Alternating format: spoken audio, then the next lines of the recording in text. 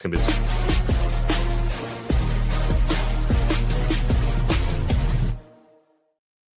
Sources say, baby. Damn it, that's my fault. I even the second I hit the button, I saw it said "Sources Say" intro. This is not Sources Say. So if you're looking for Sources Say, I'm sorry, everybody. This is KSR Zoom Action, our basketball film breakdown show.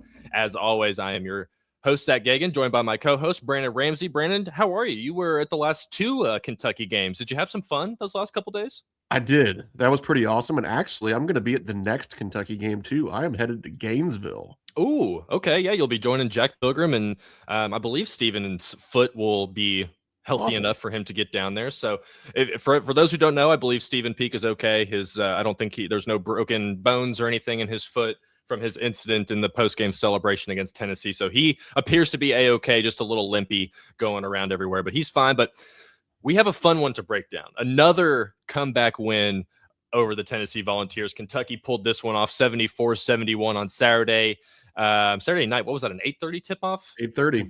8:30. Yeah, that was a full day. That was a big, long day. You had the Devin Booker shoe release. Like, that was a fun day for the entire city, really. But yeah, Kentucky won 74-71. Trailed by 14 points at halftime. That was Tennessee's largest lead. Kentucky played like poop in the first 20 minutes of the game, and then they looked like one of the two best teams in the SEC in the second half and really locked up Tennessee. Great on both sides of the floor in that second half. We have a bunch of different clips to pick out from. Normally we try and do two each, but Brandon was like, I've got three. And I was like, screw it. I've got three too. Let's do a three-hour episode of Zoom Action here. There's Holly in the chat. I knew she'd come by. I know she would get here eventually. So shout out to Holly for joining us. But yeah, we've got a bunch to go over. So we're going to try and get through as quickly as humanly possible for Brandon and I, which has proven to be a tough task to do in recent years, but we're going to try our best here. So before we do, though, as always, we got to give a shout out to our awesome sponsor, My Old Kentucky Home Repair. They've been our sponsor for pretty much all of January and all of February. So big shout out to them. They are proudly serving the Bluegrass region since 2008. My Old Kentucky Home Repair offers handyman services, home repairs, remodels, and more. Head to their website, myoldkyhomerepair.com, to learn more or give them a call at 859-940-3376. My Old Kentucky Home Repair is your partner for any home project.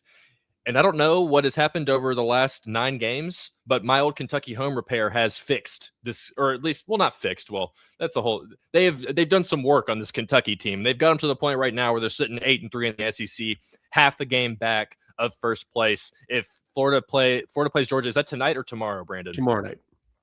So if Florida happens to lose that game against Georgia, then there will be a battle for first place on Saturday in Georgia between Kentucky and Florida. So that would be pretty cool, considering where this team was, 4 or 5 weeks ago now at this point, where they start off 0-2 and things just looked like it, Mark Pope was being on the hot seat was not necessarily like a hot take at that point. And to see where things have come so far is pretty impressive. But Brandon, you've been someone who's kind of been a steady Eddie with this team the whole time. And to your credit, you've pretty much been right on every single thing in terms of where Kentucky is and how good they are in that moment and what their long-term projection is and things like that. So I'll give you a little pat on the back for that. But let's just go ahead and dive into some plays here because, like I said, we got a lot of stuff to talk about. So we've got 6 different plays, and I believe they all come in the second half as well, because why would you want to watch any of that first half? It was pretty awful. Well, actually, Brennan, let's start. Let's talk about the first half for just about 5 minutes here, because Kentucky played pretty terribly. I mean, Otagoe had 12 points. He was the only reason that Kentucky wasn't down by more than 14 points, but his defense was so piss poor on the other end that it probably could have been 20 points if he didn't have those 12 points as well of his own. So the first half was just not great overall. Tennessee shot the lights out. When you wrote in your film breakdown review that Tennessee had 15 assists on 17 made shots in the first half, I genuinely thought you had just mistyped that. So I had to go check myself, and that was accurate because they only had 2 assists in the second half. So it was just a crazy stat to look at. They were 8 of 13 or 8 of 15 from 3. Just a very weird start. Kentucky obviously made a bunch of adjustments at halftime to fix it. But just what were your general thoughts on that first half and how ugly it looked for Kentucky? It was disappointing in the sense that by no means did I think that we had really turned this major corner. We had fixed the slow starts and all of a sudden Kentucky was this totally different team. But I did feel like that with the intensity they came out with against Arkansas and the way they, especially in the first half, really slowed down Acuff and Thomas. And then the way they came out and really slowed down Brown and Pack in the first half against Oklahoma, I thought, okay, well, here's another chance for a team with two very distinct stars in Jacoby Gillespie and Nate Ament. And, it's kind of the same challenge that we've answered pretty well these last two games. And they just didn't bring the same concentration, effort, urgency, awareness, whatever you want to call it. It just wasn't there. Like right out of the gate, Denzel Aberdeen gambles on a three. Malachi Marino doesn't step up. Gillespie nails a three. Brandon Garrison gets switched on to Jacoby Gillespie. Like just never gets out there, never breaks his rhythm. His feet are like 6 feet away from Gillespie. He nails a three. Yeah. Oweh, as you already mentioned, I mean, like it is like it's really hard with a straight face to criticize Otega Oweh very much because like he's hit 12 points the first half, 6 for 9. He's averaging over 20 in SEC play. He is the biggest reason why Kentucky's in a position to compete for an SEC championship. He is playing at a first team all SEC level, if not getting himself in some conversations where, like, if Kentucky does finish first or second in the league, he is going to be in the player of the year race.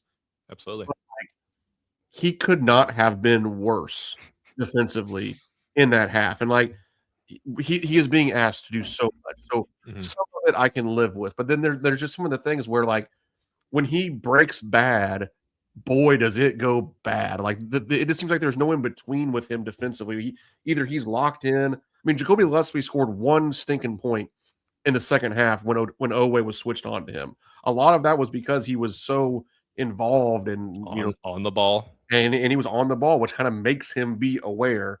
And when he's off the ball, like that dude, B-Boys told me when I was playing defense, hey, Brandon, don't sleep on defense, sleep at night. And I think we need to start having Otega Oweh sleep at night and not on defense because like it was just like the Nate Ament show. As in the other thing that I wrote in the article, which I didn't realize this until rewatching the game, Nate Ament didn't score for the first 10 minutes of the game. The dude had 29 points. Like when he got going, it got going quick, and a lot of those were at the expense of Otega Oweh. The film was not particularly kind to him there in that first half. But just and the other thing with the first half too that I'll mention, like it's easy to look at the final score of the half and think that, man, like Kentucky's didn't show up. I mean, Trent Noah got a steal and laid it up. It was 36-30 with 3 minutes to go in the half. Like there was no reason why Kentucky allowed it to slip away from them because it wasn't that Kentucky didn't show up. Now that they had a lot of defensive miscues and some things on that end that weren't going well, but Kentucky was able to score in a way that kept them very much in the game throughout the half. And then it just sort of got away from them there in those final 3 minutes. And I thought that was almost as disappointing as anything because that was sort of a new problem. Like we've seen the bad starts. This wasn't, I mean, Kentucky led at the first TV timeout. It wasn't some awful start. It was kind of an awful end to the first half. So that was disappointing in such a big game and such a big atmosphere where you're going to halftime. And admittedly, I thought, gosh, like there's no way we do this again. I thought we would come out and compete and, maybe have some chances, but I was not optimistic at halftime that this was going to work out the way that it did. But as we're going to show with a lot of these clips we're about to dive into, it sure as heck worked out, didn't it? Yeah. Well, I remember in the last episode of Zoom Action, I said multiple times, like, Kentucky's not going to be able to overcome a 17-point hole again in this one. I mean, technically, I was still right because they only got it down to 14, but there was no point. Yeah, at halftime, like, I've watched this team come back from double digits 3 or 4 times already at halftime, and I felt deflated, like there was no chance they were going to win just because of how well Nate Ament and Gillespie were playing. Like, that was kind of our one key to the game going into this was, like, one of those two guys can't go off. And it turned out that Gillespie in the second half was the guy that they were able to shut down enough. But like you said, like it was 8-5. I think Kentucky was leading early on. Like Malachi Marino was like the most aggressive we've seen him in those first like back-to-back area. He had like 2 offensive possessions back-to-back in the first segment where he was just like, I'm going to put my shoulder into the biggest dude on Tennessee and see if they can stop me. They couldn't, by the way. So it was a very strange. And yeah, like I remember when Trent Noah got it to 36-30, I was like, how did Kentucky go down 14 at halftime? And I think Nate Ament maybe had 2 threes in that span or something like that. I think it was only still like an 8-point game or 7-point game with a couple minutes to go. So yes, it was very, very strange how they just kind of blew that. And then Otega Oweh with the whole just taking a shot with 10 seconds off the shot clock, just brutal. Like even had a toe on the line 3, and it's like, God, dude, just come on, be a little bit more aware. Like we know you can. So, and to the defense point, like Something that I feel like you and I have talked about all year is like Otega's a good on-ball defender. Colin Chandler is really good at chasing dudes around. Colin Chandler was the reason that Nate Ament didn't get the ball in the final minute of that game in Knoxville, because he was chasing him around so well and read the play perfectly and was able to get that hit ahead to Otega Owe. So, like, I mean, hindsight's obviously 2020 now, but like it was a good move, obviously, for Kentucky to switch how they did defensively with Otega and Colin Chandler, putting Colin on Nate Ament, who still got like 15 points in the second half, but he's just a top 5, top 10 pick. So it's like, it's whatever. You slow down. Otega did a really good job on Gillespie. So, but kudos to the staff for making all the necessary changes. But I would be interested to know why Pope even decided to have the defensive start that they did, like the assignments and things like that. But ultimately, it doesn't matter. So we're not going to talk about it anymore.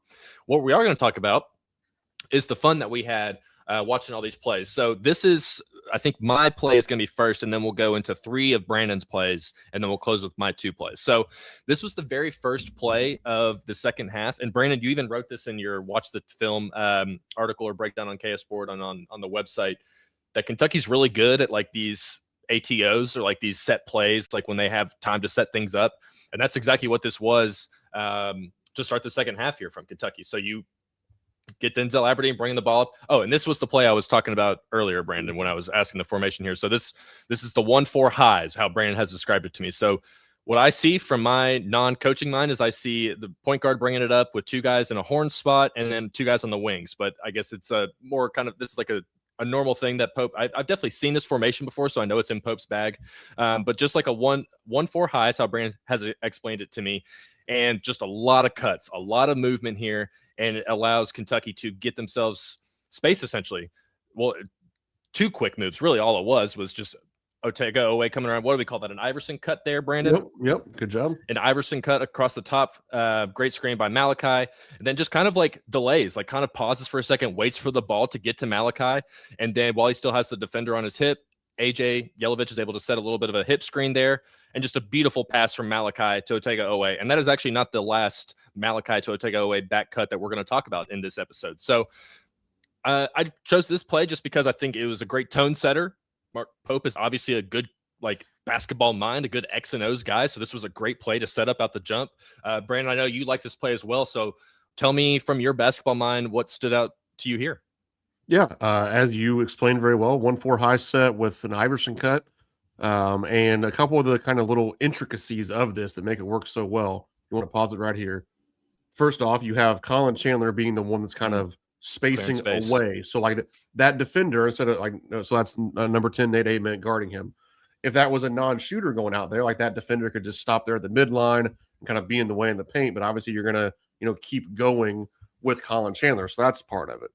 2, with having Andrea Yelovich set this screen, his defender is probably going to be a little bit more attached to him, as opposed to giving a bunch of help back towards the rim where Yelovich can maybe step out there and then shoot a catch and shoot 3. That's at least the threat of Yelovich there as a little bit of a shooter, a guy that's, I think still he's like 8-17 or something in SEC play. So volume's not high, but it's still shooting 42, 43%, whatever that is. And then Tennessee does, even against guys like Owe, and there's a couple other plays throughout this game, I think one of which we're going to talk about, where we see this, that Tennessee chases a lot of this stuff. Even with Owe not being a great shooter, they're going to chase him over the top a lot of the screening action. So I think, Coach Pope and the staff were really moving the chess pieces around here to put Kentucky into a position where it was going to be Owe curling to the basket, and they figured, hey, I think with where we have Colin Chandler, with where we have Yelovich, it's going to be open season here going to the rim, and obviously it worked out. And as you mentioned, Kentucky's starting to be really good. I mean, they executed very first play of the game. We're actually going to talk about that play in one of your later clips. It's the same play from the first play of the game, one of the ones that you picked out. Okay. That they had a couple after timeout sets that worked to perfection. Obviously, this coming out of the locker room at halftime, when there's a chance to really script the offensive action and move those chess pieces around, like I was saying, Kentucky is starting to have a really high level of success, and this was just certainly one good example. And it makes you feel good even when you're down 14, like when you can come out of the gate and just get yourself 2 points in 8 seconds on a beautiful play. It does kind of make you breathe a sigh of relief and kind of gets you going, like, hey, like, all right, let's lock in and fight here through these next 19 minutes and 50 seconds. So quick question before we go on to the next play. So Could you run the inverse of this, where you pass it to Yelovich instead, or is part of the play here where you want the threat, like with Malachi, when Malachi has the ball here, the threat that AJ could pop out and shoot this three where the two Tennessee guys chase after Owe, is that why you prefer to go that way? And obviously Moreno's a good passer, or could you still maybe inverse this and feed the ball to AJ and then try and run it the other side? Or is with Malachi being a non-threat, is that probably not as efficient? I'm just wondering from your perspective of this, Right. could So this work in different ways? yeah, there's a couple of things here. If you threw it to Yelovich, then what you probably would want, like if you had the players in the same positions, you'd probably be running it more for like. So first of all, you would then have Colin Chandler. Like here, you see, you would take Owe go over the top and Colin Chandler go underneath. Mm-hmm. You would probably flip that and then have Colin Chandler go over top and Owe go underneath. Maybe you could do like a flare screen for Colin Chandler on the other side. Like you could flare in for him and try to hit him for a three. Part of the reason why you run it this way, one, they were looking to get a layup, and obviously Otega Owe is a guy that you can get a layup for.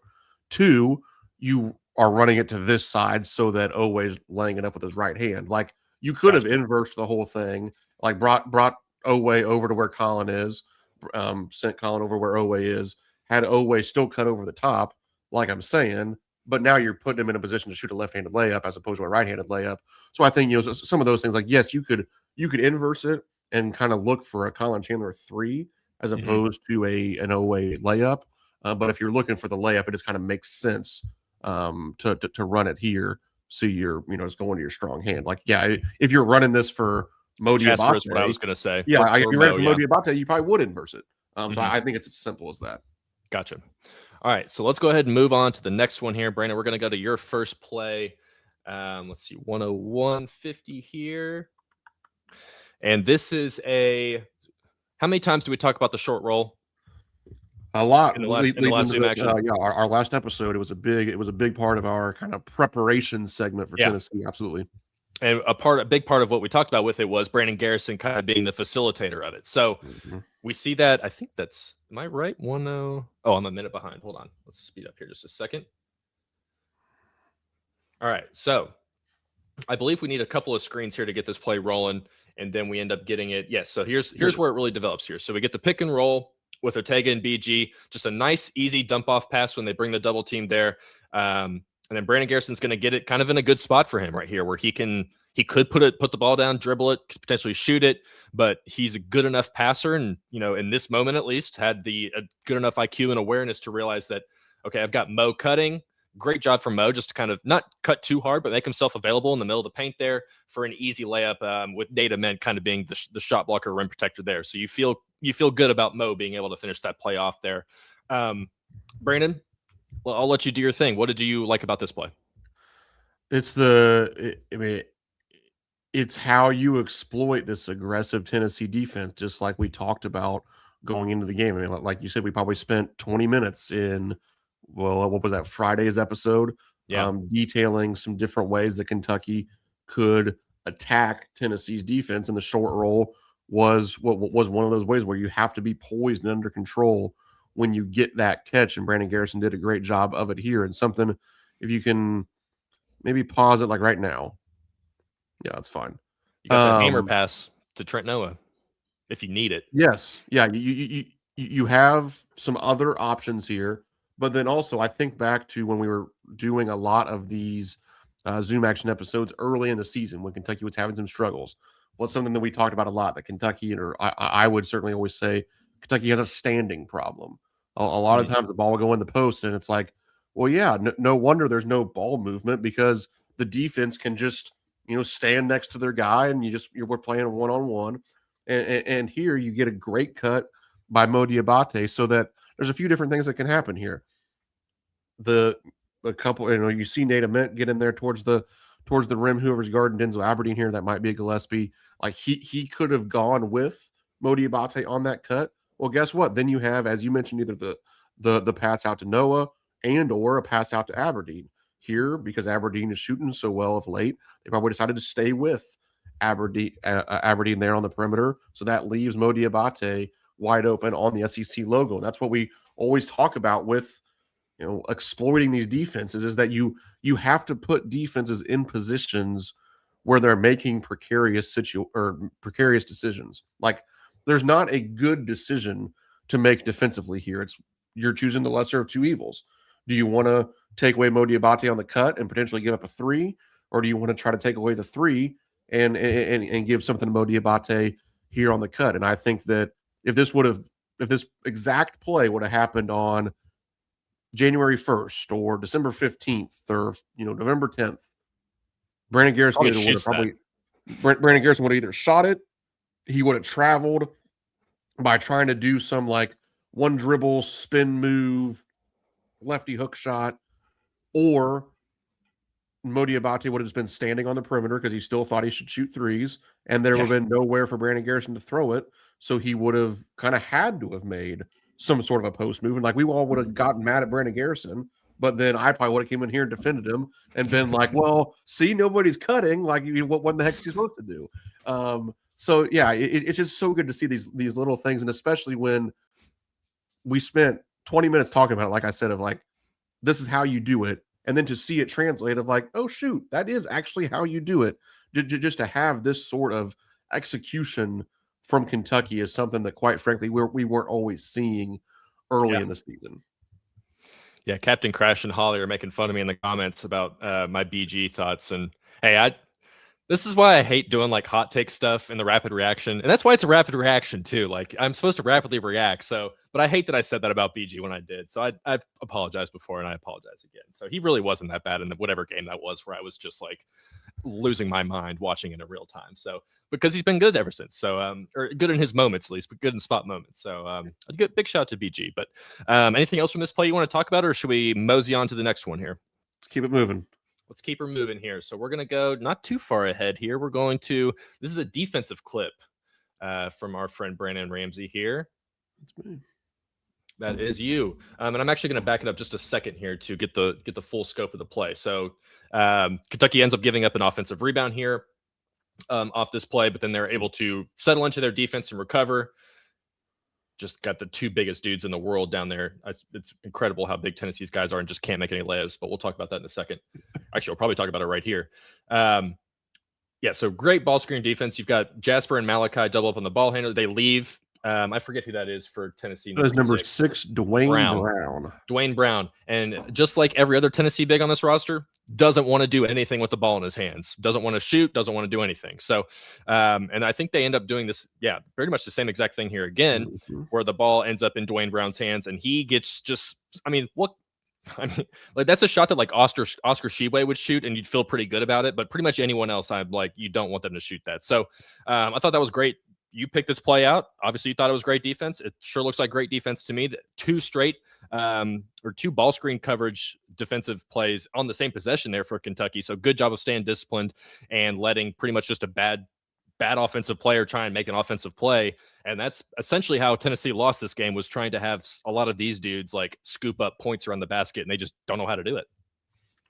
Yeah, if you can play it ahead, really the main thing I want to talk about is like when Brown gets the catch on the short roll. So not this one, but coming off this next ball screen here. Pretty much as soon as he gets the catch, if you can pause it. Gotcha. Yeah, like right now. Yep, that's good. So something that was happening a lot in the first half, and it even happened, I know at least once Andrea Jelovich got caught doing it. It was either right before or right after this possession, actually, where on this short roll that when Tennessee's on offense, Kentucky, and I wish I had like my laser pointer here, but like where Mo Diabate is right now in the first half, and again, Jelovich made the mistake in the second half. They were really stepping up to help on that short roll, as opposed to tagging it like from the perimeter or how many lobs did they get off this play? Exactly, yeah, that little high-low lob where they just kind of shove it ahead to the next tall guy and he tries to put it into the rim. Like, it's not the prettiest offense, but Tennessee's pretty effective at it because, quite frankly, their bigs don't want to operate like, unless they're within that restricted arc at the rim, like they don't want to do anything with it outside of 4 feet. Yeah. And so Kentucky was getting burned by letting them throw that little lob over the top. And here, I thought that, first one was good, sending two guys with Nate Ament especially as the shot clock. I mean, look at where the shot clock is as Dwayne Brown's getting this catch. It's under Mhm. 3 seconds here. So making Nate Ament give it up that late is good because he's probably not going to get it back this late in the clock. Jasper Johnson cracking down in there to bother the ball. So I'm like, at this point, you're probably done passing. Like you can be pretty aggressive going in there and cracking down and helping. But then the one pass that they could have made because they're comfortable with it, like Brown could have just lobbed it right up here to Estrella at the rim, but Mo kind of stunned it up there at him. And then if you go one click more, you can see how he retreats to Australia there so that you can't get that little high-low lob. And I thought that was when Coach Pope after the game talked about their little tweak in the ball screen defense, I think that's mostly what he was talking about, of really staying home on those guys and saying, hey, drive it at me. Like I don't think that if you catch it on the perimeter at 15 feet, even in the SEC logo, I don't think you're that dangerous with the ball. So I'm gonna allow Moreno to recover. Like he's gonna close out short, get back in front of him, and I'm not gonna let them make that pass. I'm gonna see if Brown can do something with it. Every once in a while, he might throw it in there, but it's gonna be by accident because he's just not very skilled in that spot. So I thought that little adjustment of just being more disciplined, staying at home on those guys at the rim led to so many of those missed bunnies that we saw throughout the game for Tennessee, but especially here in the second half. Yeah, I remember I meant to track how many like 2-footers they missed throughout this game. I didn't go through it, but especially in the second half, like, and it was plays like this, like they were just trying to volleyball tap the ball around, do it. Like it didn't feel like they were actually trying to score. They were just trying to shoot the ball at the basket and try and grab more offensive rebounds. So, and that's just, man, that's got to be frustrating to watch if you're a Tennessee fan, especially knowing that you've got Nate Ament and Jacoby Gillespie out on the perimeter, and you've got 3 or 4 guys down low that don't know how to shoot or trying to shoot, even if they are 2 or 5 footers. So that would be frustrating to watch, but still, like Kentucky had to adapt to it because they were pretty much getting eaten up. I mean, Tennessee had 47 first half points, and like Nate Ament and Gillespie had pretty much all of those. They had 33 of them. Kentucky had 33 themselves, but actually, let me see. And real quick, Zach, you mentioned you wish you tracked them. I just looked it up real quick on Synergy for whatever it's worth. Tennessee 7 of 17 on layups. 7 of 17 on layups. If that's the whole game or just second half? The whole game. That's the whole game. Yeah. And that's terrible. Kentucky wasn't. I mean, Kentucky shot a lot more layups than normal, especially against Tennessee, where I didn't think you would get a lot of that. Kentucky was 14 of 24. 14 is as many as they've made almost all season. And there was a layups, but like 14 to 24 still wasn't great. Like 58% on layups doesn't seem that good. But 7 to 17, I mean, goodness gracious, that's awful. Yeah. Well, and considering Kentucky's layup luck as well, like we'll take 14 of 22 pretty much every time. So anything else you want to talk about this one before we move on to play number 4? Keep it going. All right, and we're actually not too far ahead along here, so we're just going to jump up. 10:57. And this is our Malachi to Ortega backdoor. We got another one of them. And I believe this was not off a set play. I don't think this was off a set or out of a timeout or anything like that. I'm not entirely sure, actually, now that I'm looking at it. But regardless, you're going to get another situation where Malachi Moreno being aggressive in the post. This was something we saw pretty regularly from him, but he wasn't always trying to look to score. Draws the double team here, and then they just kind of forget about Owe, to be perfectly honest. But hey, like, good on him for cutting baseline, making himself available.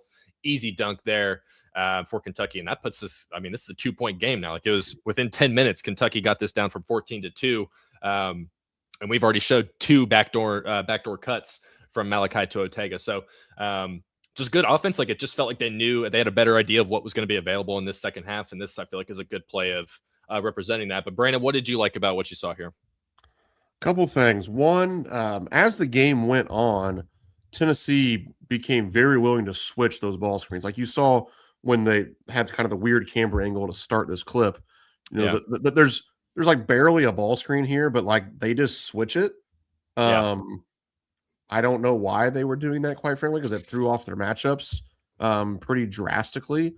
But I think part of it just came from they were saying, hey, if you want to beat us by throwing it into Malachi Moreno a bunch, we don't think that's like what you're accustomed to doing. So good luck. And part of it, we did this a little bit in the last episode also, but I want to thank Coach Nate Oates at Alabama for calling it out. You think Pope really like took that to heart a little bit? Right. He was like, screw this guy. Like, yeah, we can play through the post. Like, come on, Malachi, let's show him.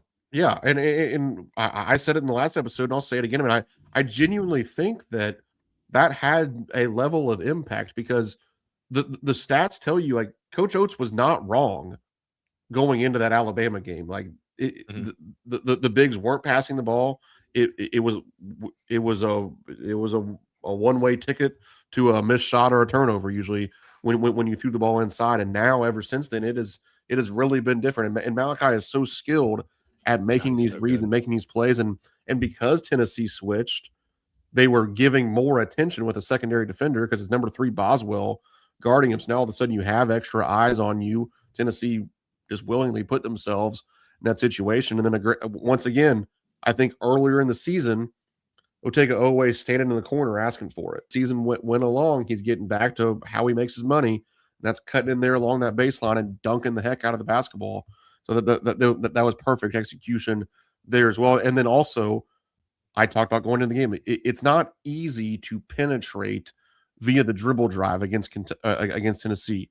One of Mhm. the ways that you can sort of simulate dribble penetration is by throwing the ball in the post. Like you can get easier paint touches by throwing it in the post than you can dribble it in there. And I thought that Kentucky did a pretty good job of utilizing that, especially as the game wore on, by sort of mimicking some dribble penetration via post catches and then being active as cutters. I think Kentucky scored as many points as they had all season. Or no, that's not necessarily true. But Kentucky was 6 of 6 for 12 points off of cuts this Ooh. game of per synergy. So good things were happening when you were able to cut to the basket, and obviously this is a perfect example of that right here.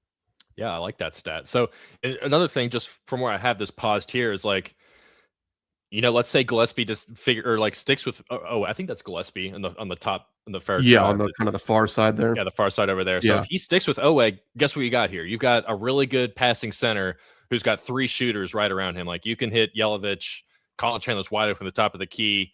Jasper's a little bit more defended, but I mean, all it takes is a couple of ball movements for the ball to swing over there. So you have multiple options out of this, and Malachi just makes the easiest one. Boom, pretty fun. So it's awesome. I love it. it is fun, man. Then the other thing I want to say this real quick. I made Go this for it. point on the board quickly, but I think we deserve to talk about it for a couple minutes. Um, we've gotten on this team about some bad starts, getting down significant point totals, 10, 12, 14, 15 points, whatever it is. And I think we've given them due credit for their toughness and coming back and all that sort of stuff. But what I think Mhm. that we maybe, and it's kind of saying the same thing, like when you give them credit for the comebacks, you're saying it without saying it. But I think we need to explicitly talk about there's some explosiveness to this team. That's how you make these comebacks. Like we're halfway into the second half, and Kentucky's essentially erased a 14-point deficit. 20 They points in 10 minutes. they did have it erased by about 4 minutes further beyond that. It's like being able to. I think Kentucky had won the second half 28-13 when they took the lead for the first time. Mm. Like to do that in a 14-15 minute stretch against Tennessee, that shows some explosiveness offensively. It shows that this team can make those same exact runs that they also give up. And I think that that's something that come NCAA tournament time, yes, can that get them beat in a game because they give up one of those runs and you're playing We've good seen it teams and happen you 4 times already this season. Right. Yeah, absolutely. It can go the other way, but there's also 2 other iterations. One, we know that at any point we are capable of coming back. Like Yes. we can be down 14, and not that you really want to be comfortable when you're down 14, but you cannot hit the panic button and say, well, all right, let's pack our bags and go home.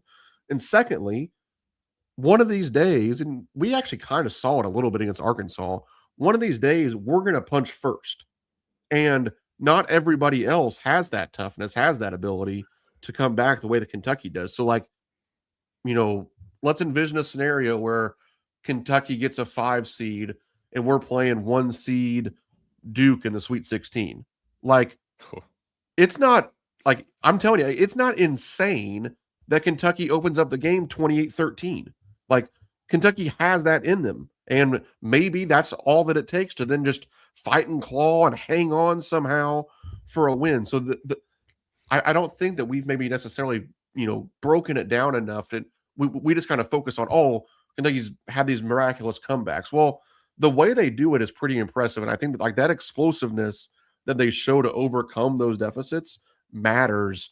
And if at some point, by the grace of God, you can strike first one of these times with one of those runs, that's how you steal a game at Florida.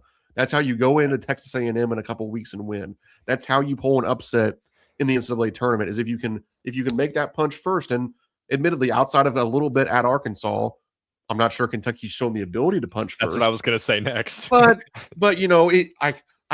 I kind of refuse to believe that it's impossible when they have done it so many times punching second. And I just wanted to say that because it kind of hit me after this Tennessee game. It's like, man, like when you really look at what these comebacks are, they are even more impressive than just saying, oh, wow, Kentucky's tough. They came back and won.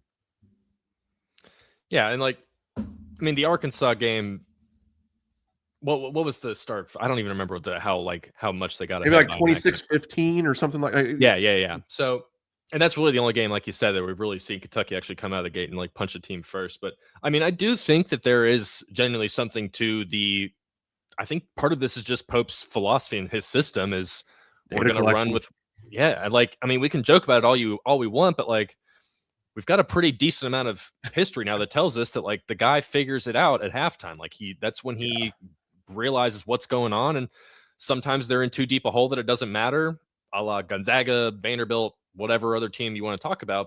But then there's other times where it works perfectly and they pull off 4 or 5, double digit halftime comeback wins. So I do think there's something to that. And the resiliency part, like, I think is like, that's a tangible factor too. Like, I think you mentioned it in your breakdown about the Arkansas game when all those technical fouls happened. And I mean, I don't think there was one Kentucky fan in the country or in the entire world that thought Kentucky was going to be able to win that game after Arkansas went up by like, I think 4 points or whatever it was after all those technical fouls. So like they obviously have that in them to be able to not only go on hot streaks and like score a bunch of points really quick, but they can also stay composed enough to not let things rattle them too much. So like we have all this evidence that says that they can put it all together. But they just haven't. I mean, they trailed against Tennessee for like 70 minutes of the 80 minutes they've played. And I think it's like 73. 73. I know they've only led for like 5. Yeah. And then that first game, they only led. Yeah. So yeah, it would, I mean, man, if they can, it feels like that's the one last little hump, is if they can really get over that and just start consistently being a good first half team. But, we don't have nearly as much evidence to kind of lean on that right now. But I mean, there's a lot of truth to what you were saying, Brandon. So, anything else you want to touch on before we move along here? Nope. Next one. I think we're going, where we go? We're going back to my plays. So we're going to 116. I believe this is another set play out of like an under 8 timeout. Yeah. So I think, Nate had just shot some free throws. So this was definitely a drawn up play or a design play here. I think this one, if I remember correctly, we get a lot of quick movement, a lot of cuts to get Kentucky a pretty easy bucket here. So you've got there's just a lot going on here. Like we'll break it all down once it actually goes live, but a lot of cuts, a lot of screens, and then just a great little find here from Jasper to Otega-Oweh for a layup. But I mean, there's probably 3 or 4 cuts, 3 or 4 screens just in this one play here. We can try and break it down from the jump here. So we've got Mo Diabate sets a nice screen for Otega-Oweh to get him cutting towards the basket. Malachi's not really looking at him, but you've got the ball moving. And then Mo Diabate and Malachi Moreno immediately get back into into a double stagger screen there, essentially, to try and free up Jasper Johnson. He gets himself at the top. And then you got Mo Diabate and Malachi again going straight into another set of screens here. And like you said, with Tennessee, they love to chase their guys around. That's what they did here. And it got to a point where Otega just he was able to find the pocket of space with so much movement. Obviously, I think is that Nate Ament guarding Colin Chandler? Someone's guarding Colin Chandler. They're like, you have to respect him. You have to stay on him because he's shooting 50% from 3. So it just allows Otega to get himself in a very opportune position here against a much smaller guard. Just an easy layup for him. So we've now covered 3 essentially just like easy buckets for Otega just from him being aware and moving and receiving some easy passes from his teammates. But Brandon, I know you like this play as well. There's a lot going on here, so let's try and break it down as best we can. You tell me to stop and start wherever you want. Yeah, so this is the same exact play that Kentucky ran out of the gate in the game and executed the exact same way. As you said, first right here, you that diagonal back screen for Ortega. I'll go back just a second. One thing about this play, everything you see here, it is like scripted and called. So they're really not all of this action up until Ortega Owe catches it and lays it up. It's essentially all dummy stuff. Like they're just doing it to get to that initial set thing. So like, yeah, you have this back screen for Ortega Owe. You're not really looking. He's wide open, hit him. Yeah. If he's wide open, if he's open, hit him. If not, we're going. You're just pulling him in to get him to the block to eventually set up. And like same thing here. You have the stagger double for Denzel Aberdeen. If his man falls down, sure, throw it to him for a 3. But he's really coming off extra high here to get a catch to allow Ortega Owe to come off of this second staggered double here.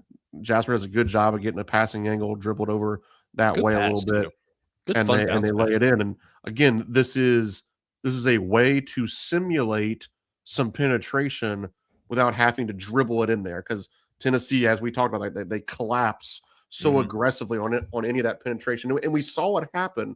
Like this wasn't something where like Tennessee changed their defensive identity.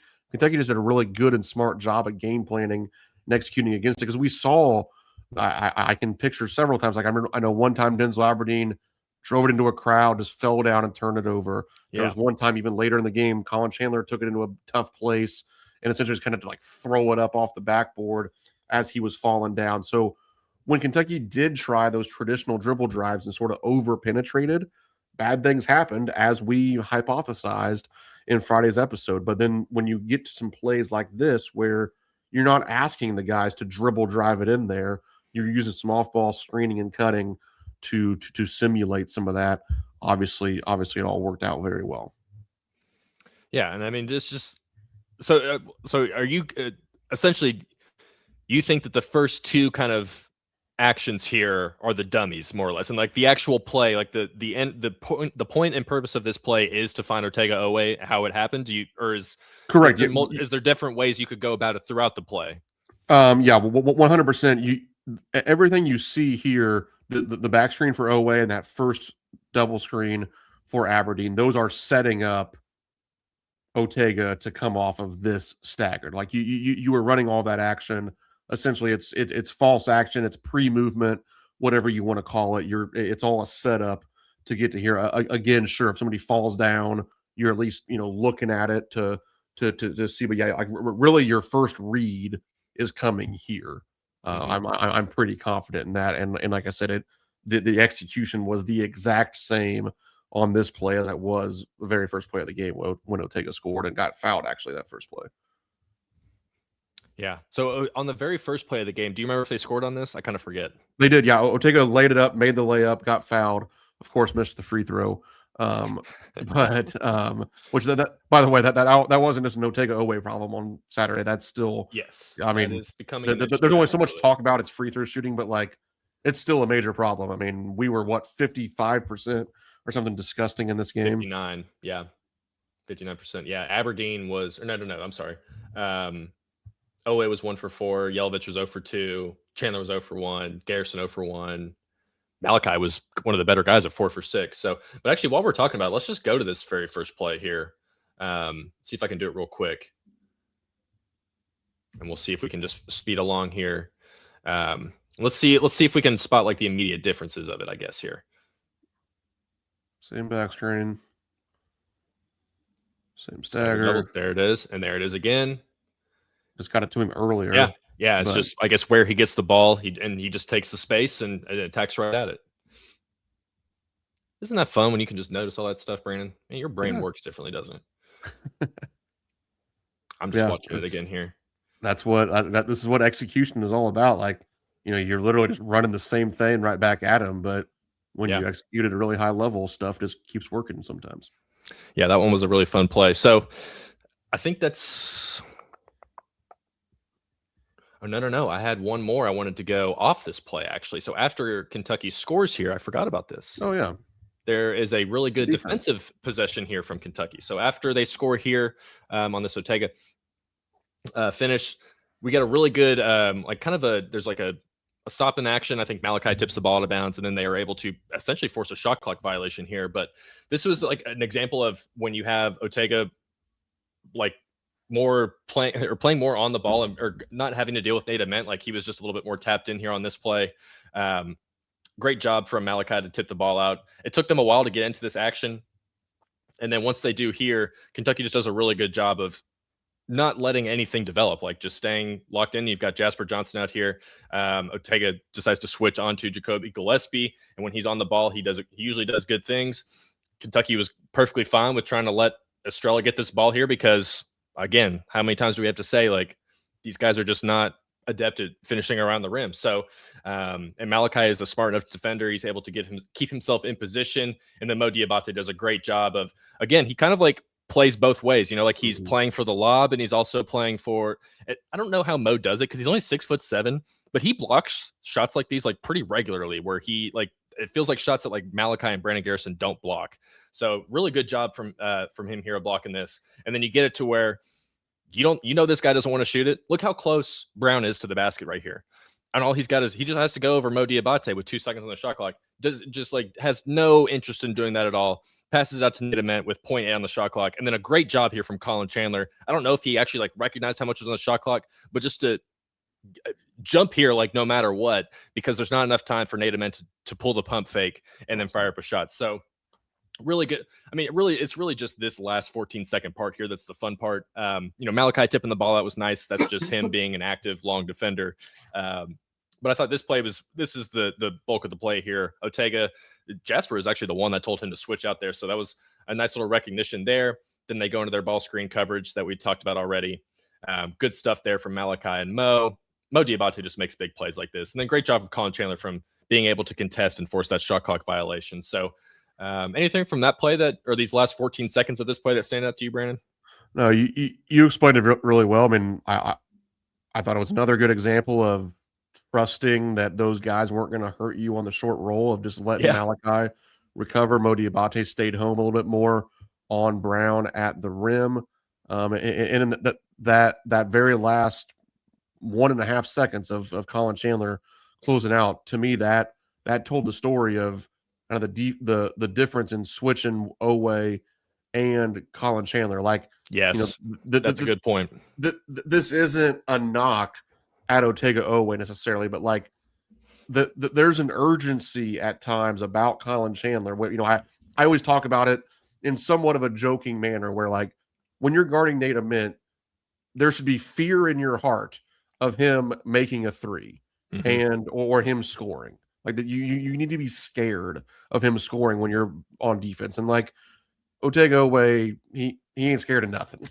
Both good and bad. Whereas like Colin Chandler was just like, he was selling his body out to make sure, like, oh my gosh, like Nate Ament, there's 5/10 of a second he might make a three here, and like it freaked him out, and he went and made a really aggressive play. And like, quite frankly, I don't think you're getting that from Ortega Oweh. Now, again, there's a million things you can get from Ortega Oweh that you won't get from Colin Chandler or anybody else in this team, and hardly anybody else in the SEC or the country. But that is why you make that switch, because Colin Chandler just has a little something different about him when guarding shooters like that he's going to just really fly at you, and has a little bit of fear in his heart of giving up those threes.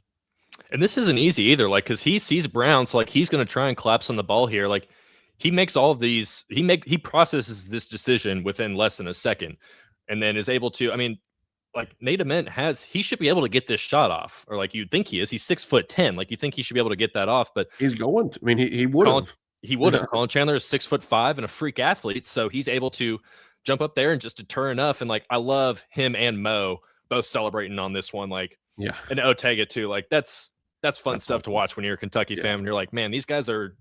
That one felt good, I think, for everyone involved in that whole possession right there. That is what being locked in looks like. Yeah, and as you can see, time and score here, 7 minutes left, down one. Like that's a massive, massive play. So All right, we've got one more play we're going to talk about, and it's the most fun of the entire game. We're going to sneak it in here at the very end, and it is Colin Chandler's three-pointer. Let's see how far back I need to go here. Nope, I'm already ahead of it there. Let's go back more. Boom, boom, boom. Because this was there's two awesome things here. Both the pass from Ortega and the shot from Colin. But Brandon, maybe I'm interested to see if you saw anything fun out of this play, because we didn't really talk about it beforehand. We're just kind of doing this play on the fly here, but I'm sure we've all watched it a million times. One thing I will note before we do this is Mark Pope on his coach's show last night mentioned that this play originally was going to go for Denzel Aberdeen. He said a bunch of coaching words that I didn't really understand of like how they were going to get him to play. But essentially, like as they were kind of going onto the floor, Pope pulled Ortega aside and said, "Hey, like, do you think you can do this? Like, do you think you can do the reject the screen, get the ball, and then get baseline?" And Ortega was basically like, "Yes." So I think he does it twice here. Like he rejects the screen twice. Ortega does when he ends up getting the ball. I'm trying to remember. Yeah, so he rejects it there, then he pulls it back out, and then calls for it again. Well, not really, I guess, but that's a Gortat screen right there from Malachi Moreno, and just a really great pass. Like, so he does the reject initially, gets himself on with a big guy on him. Great pass to Colin Chandler, pass right on the money too to Colin Chandler. But so the three things that I think I noticed from this one are this Gortat screen here from Malachi Moreno, which frees up Oweh to just have a little bit more space to make a pass that, I mean, like look where Ortega, like what do you think he's seeing right now? It looks like he's seeing two guys. Looks like he's seeing a set of arms right now. It's probably what his vision is. He has to throw this around a guy's body underneath the basket. Like I just want us to kind of fully appreciate how tough I think this pass is. For someone like Otega Oweh, who's not necessarily a pure passing point guard, like that's not a natural feel for him. But then to drop it right on the money to Colin Chandler, who was there any doubt that he was missing that shot? Like I felt very confident that shot was going to go in when he let it fly. So awesome play. This was obviously, like we said, this is a set design play. It was kind of initially meant for Denzel, and they ad-libbed it on the fly, kind of going onto the floor there. I would be fine with Denzel having the ball in his hands here, but I think I'm a little bit more okay with Ortega having it in his hands because I trust either of those guys, if I'm being quite honest, to kind of get yourself in a good spot to either get fouled or find someone like Colin Chandler for a three. But I was perfectly fine with this, how that happened. Like, give your best player the ball and let him go make a play. He did that right here. So he just rejects the screen once there, but he's able to get the switch, and I think that's probably the bigger part of this whole thing. That's what leads to everything. And then you get the pass and the shot. So, Brandon, what did you like about this play other than the fact that it was just awesome? The playmaking and the unselfishness, quite frankly, of Ortega Oweh. I think at no point would I ever have called Ortega Oweh selfish, but it's something we talked about at times last season, and we've talked about again this season, that there's just times where guys, and it happens with really good players, you almost want it to some extent, but it can become hard where they want it on their shoulders. So then they take some bad shots. I mean, we certainly saw with Denzel Aberdeen earlier this season where we felt like, gosh, this guy sometimes in big situations, he just pulls up and shoots some crazy shot. And now he's really settled in as a playmaker.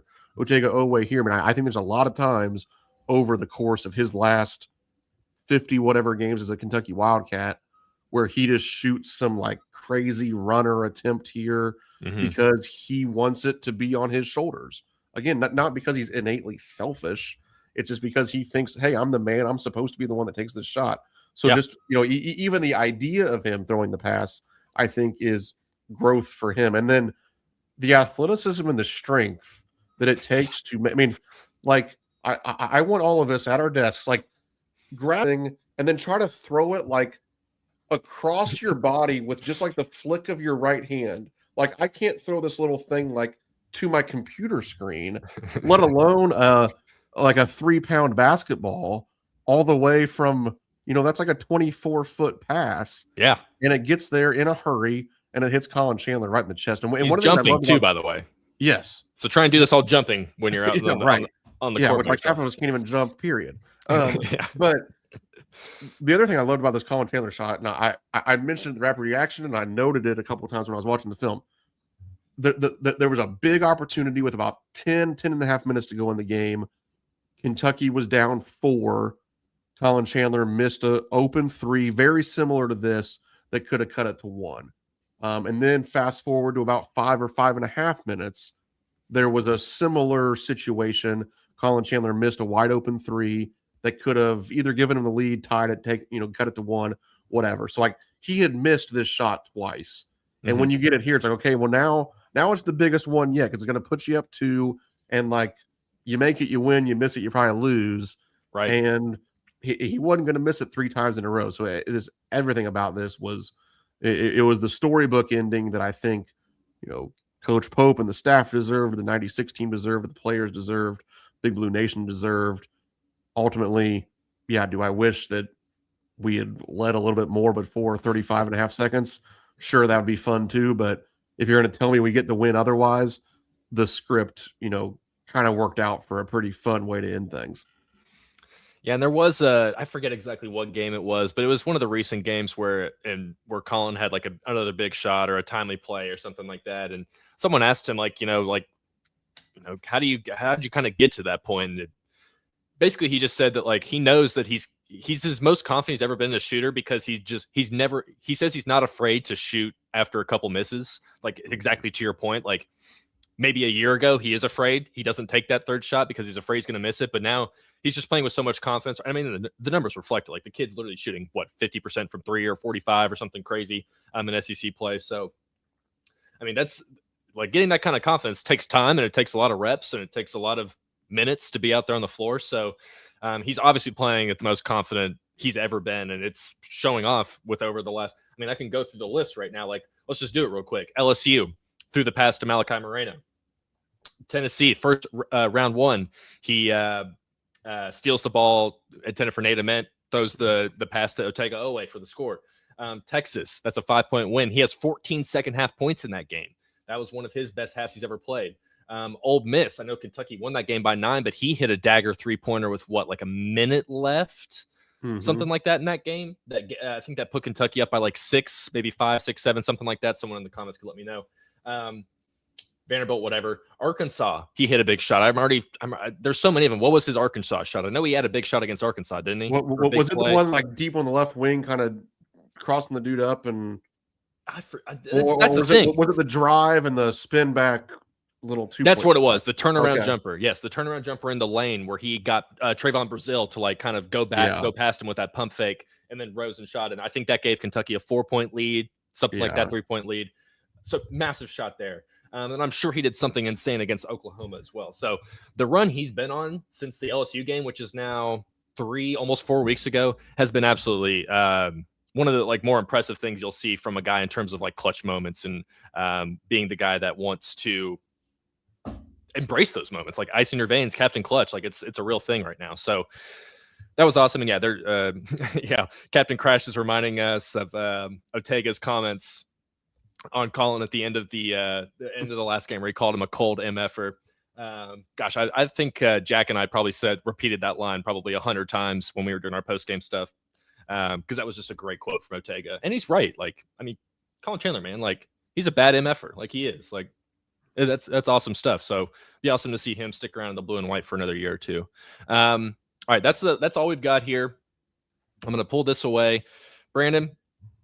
Big game coming up on Saturday. This is a kind of a well-timed midweek break for Kentucky. A lot of emotion over the last, like I said, 3 or 4 weeks. So it's probably nice to have a little bit of a break. I'm sure the guys would probably like to keep playing, but I think it's good just to kind of settle down a little bit, especially going into this game in Gainesville on Saturday. It could potentially be for the first place in the SEC. Don't think anyone would have said that a few weeks ago, but Kentucky is firmly in that position. They've been playing good basketball. Florida is another massive team, huge team. The front court is huge. The difference between them and Tennessee, their front court players have skills. They can actually score a little bit. Tommy Haug, I think that's how you say his name. He's right there in the mix for the SEC Player of the Year or whatever. So and I know their guards, Boogie Flan and Xavier Lee, they're playing pretty well. They kind of started off slow, and they've been picking it up a little bit as SEC play has gone along. So they're like a bona fide top 15, top 10 of the team in the country right now.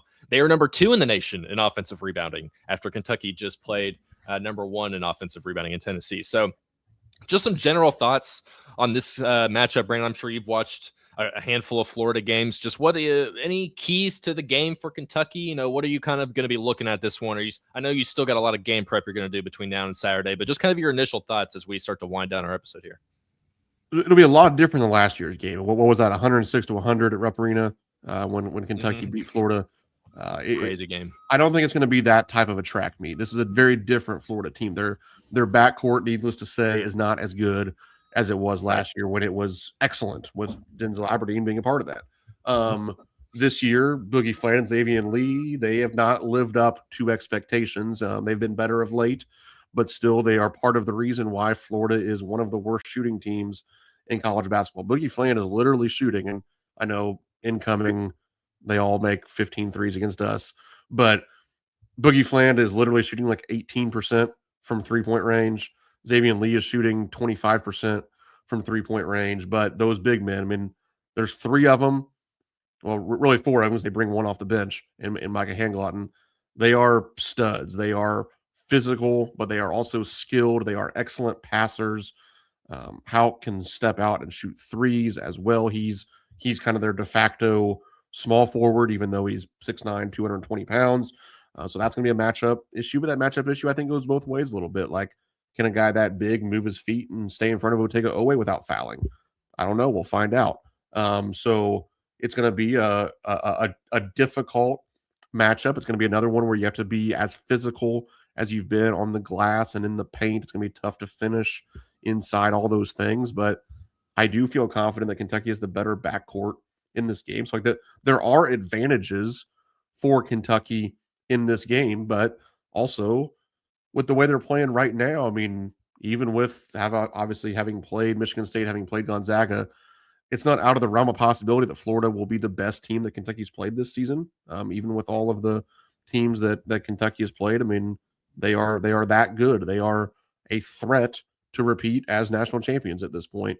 But yeah, it's going to be a lot of fun. This is one of the games that really moves the needle. Like if you're frustrated, the metrics haven't been kind to Kentucky of late, go make something happen against Florida and they're going to improve drastically. This is a seed line sort of game to come Selection Sunday, but also it's one, I know it's not how we like to think, but it doesn't hurt you if you lose. We've done all the work we've needed to do over the last few weeks, winning 8 of 9. If you lose to Florida at Florida, as long as you bounce back and beat Georgia on Tuesday, everything is right with the world. Everything is fine. Right. But everything is still in front of you as well to try and get but man, I mean, you have a chance. And again, think back to barely over a month ago and to where you are now, where you, with 7 games to play in the SEC schedule, you are playing for first place. How in the world did we get here? Like, I know everything hasn't been sunshine and rainbows, but man, I'm still happy. I'm still excited with where Kentucky is, and we're gonna give it our best shot down in Gainesville on Saturday. Yeah, you obviously have the Aberdeen return to Florida angle. He's from Florida, grew up in Orlando, I think, or that's where he went to high school. So he's a Florida kid. Like when he came to Kentucky, he said he'd never seen snow before. So this is it's going to be an emotional game for him. He's going to want to come out and play well. I'm actually kind of glad that Tennessee was like the game before Florida for Kentucky in terms of being able, because like I've said it, like I wrote an article about it. Pope even said that he thought that Malachi, especially offensively in the post, that was the most aggressive he's been. I think that was good for him to kind of set the tone and show a little bit more aggression and physicality because you're going to need it against a team like Florida. So there were a couple moments where it felt like Malachi got a little bit too far ahead of himself against Tennessee, trying to be too aggressive in the post. Like there was one where he just kind of like put the ball on the ground, and like lost it, and it, fumbled right out of bounds. There was maybe another time he turned it over. But for the most part, like when he gets to that right hand hook shot, like he's pretty efficient with it. So I'll be interested to see if they try and get him those looks again where he's kind of near there on the block. And because there was one play against Tennessee where he was like 10 feet out from the block, and he was able to put a few dribbles on the ground, put his elbow into, I think it was into Dwayne Brown, and like went over for the right hand hook shot. So I'd love to see more of that against Florida. Someone mentioned, I think it was Holly mentioned Ruben Chinyulu. Like that dude is massive. Like probably the biggest pure like physical dude that Kentucky will play all season long. Like I don't know his exact, how big and like or what tall, how tall and how big he is, but I mean the guy is like just he's huge. So like I know he just embarrassed Charles Bediako the other night or whenever that, or like last week or something like that. RIP to Bediako. He's not dead. He just ain't playing college basketball anymore. But so that'll be very interesting to see how Kentucky's able to handle that. Like you're going to need big games from one of Mo or Brandon Garrison. It feels like, I'd probably lean a little bit more towards Mo just because I think he'll be able to deal with that physicality a little bit better. Yeah, the front court will be very interesting to watch because, like you said, I do think Kentucky will have the advantage in the backcourt there. Like, I'm not afraid of Boogie Flan. Like we saw him last year at Arkansas. Like, we're not afraid of Boogie Flan. Like, UK recruited Xavier Lee, but, I'm not necessarily scared of Xavier Lee. He says that knowing that both those guys could hit 4 threes and game wreck Kentucky pretty instantly. But I'm more afraid of that front court. So I'm very interested to see how Kentucky's able to handle all that. And like Chinelu and Hogue or however you say his name, they're both going to be like Hogue, especially I think is trending as like a top 15, top 20 draft pick. Ruben Chinelu is like, he's not just like he's big, but he's got skills too. Like that guy's going to be playing in the NBA one day, probably for a decent, like he's going to have a decent stint as well. So they've got some NBA dudes on the other side of that floor for Florida. So it's going to be a lot of fun. But like you were saying, like, if you lose that, all you got to do is beat Georgia and you're back where you were initially. So I think Kentucky's playing a little bit with house money, just with how things have gone. And if you can go in and steal this one, man, then you can start to really talk about like, okay, like Kentucky's very much in line to get the double bye in the SEC tournament. You're trending towards getting a 5 or a 4 seed in the NCAA tournament. So there is a lot on the line in this one in terms of if you win it. But if you lose it, nothing has changed essentially. And that's something that you've said for the last like 5 weeks, essentially, is that nothing has changed with this team, no matter what the results are. And that's kind of been proven to be true. So, but yeah, so any other last second thoughts you've got on anything Kentucky basketball related? What's your travel situation there? Do you know somebody in Gainesville, or are you just staying at whatever swampy hotel you can find? Got some grandparents that live in the Villages, so about an hour or so from Gainesville. So going down, spend a couple days with them. So I haven't seen them in a while. So say hi to them and bounce over to Gainesville and head on back. Sweet. Well, if anyone's going down there, definitely make sure to say what's up to Brandon.